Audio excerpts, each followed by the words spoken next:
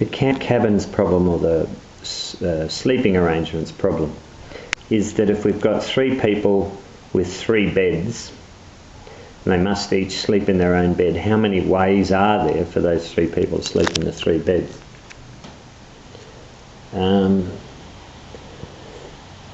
I guess the key to this one is organisation, understanding the problem first and then organising your resources to come up with a good strategy. I've been encouraging the kids to use blocks or drawings. Some of them are using colour coding, which is good. And I have been encouraging kids to try and solve a simpler problem.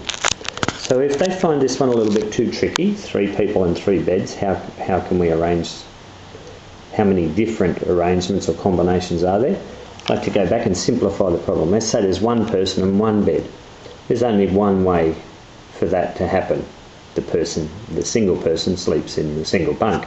But if there's 2 people and 2 bunks, well, the orange could sleep in the first bunk and blue could sleep in the second bunk, or blue could sleep in the first bunk and orange could sleep in the second bunk.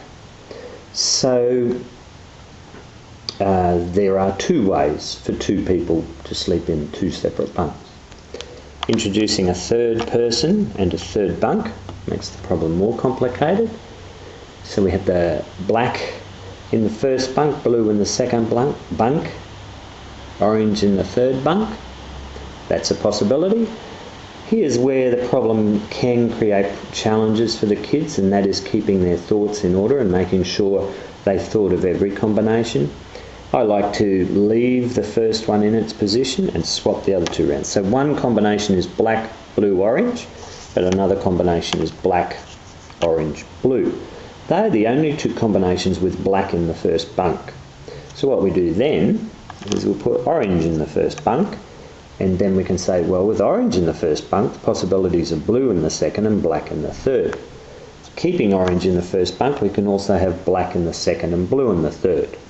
So there we have another 2 combinations. So we have a total of 4 combinations so far, 2 with black in the first bunk and 2 with orange in the first bunk. Now, of course, we could put blue in the first bunk, then orange could be in the second bunk and black in the third.